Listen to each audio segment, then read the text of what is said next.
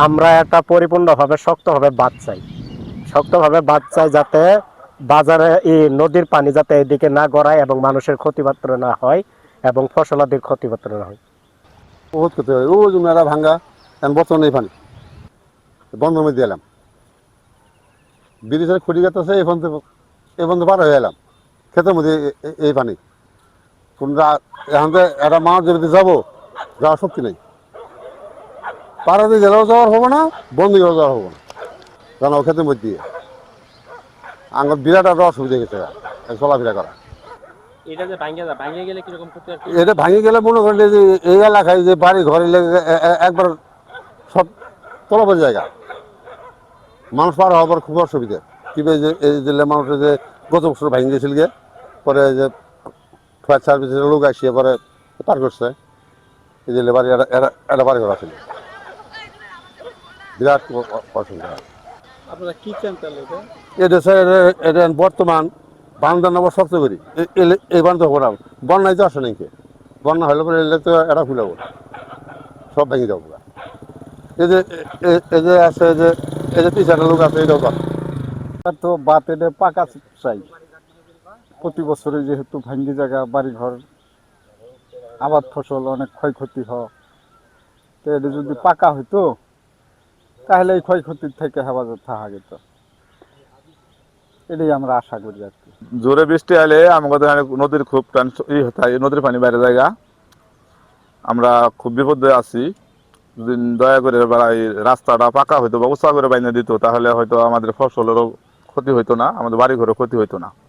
এখন বর্তমানে সরকারের কাছে আবেদন যে অতি তাড়াতাড়ি আমাদের রুটটা একটু কাজকর্ম করে দিয়ে উঁচা করে বাইনে দেওয়া, আর বিশেষ করে বাড়ি ঘরগুলা যাতে বাঁচছে এই হিসেবে আপনারা একটু খেয়াল রাখবেন, যাতে গরিব মানুষ আমরা যেন চারটে ডাল ভাত খেয়ে বাঁচতে পারি, যেন বাড়ি ঘরগুলো না ভাঙে।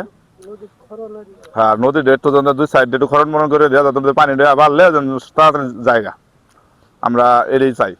রাস্তাঘাট চাই, রাস্তাঘাট যে ভাঙছে এটা একটু বান উঁচা করে একটু বান বুন দিয়ে দিলে আমাদের জন্য একটু সুবিধা হয়। এই নদীর নাব্যতা না থাকার কারণে এবং উজান থেকে পাহাড়ি যে ঢলগুলো আছে সেই ঢলে খুব সহজেই নদী ওভারফ্লো হয়ে যায়, ওভারফ্লো হয়ে পার্শ্ববর্তী মানুষের জীবন জীবিকা, বসতঘর, চাষাবাদ, ফসল, কৃষি, হাট বাজার, শিক্ষা প্রতিষ্ঠান, সরকারি অফিস স্থাপনা সব কিছুই মুহূর্তের মধ্যে প্লাবিত হয়ে যায়। পরিত্রাণের একমাত্র উপায় হলো দীর্ঘমেয়াদী সমস্যা। এই সমস্যার সমাধানের জন্য অনেক বড় প্রকল্প দরকার। আমি আপনাদের মাধ্যমে সরকারের ঊর্ধ্বতন কর্তৃপক্ষ যারা এবং পলিসি মেকিংয়ে যারা আছেন তাদের কাছে অনুরোধ করব যে এইখানে একটা নদীর নাব্যতা বাড়ানোর জন্য নদী খনন করে নদী তীরবর্তী বাঁধ রক্ষা করতে হবে, যে বাঁধের কারণে মানুষের জীবন জীবিকা এবং এখানকার যে ছোট্ট যে শহর এবং যে বাজার, শিক্ষা প্রতিষ্ঠান, সরকারি অফিস স্থাপনা এগুলো রক্ষা পাবে। শেরপুর জেলার মহারশী নদী আসলে আমাদের একটি পাহাড়ি নদী। এটি ভারতের মেঘালয় রাজ্য থেকে উৎপন্ন হয়ে বাংলাদেশে শেরপুর জেলার মধ্য দিয়ে নাকুগাঁও স্থলবন্দর হয়ে আমাদের মালিজি নদীতে পতিত হয়েছে।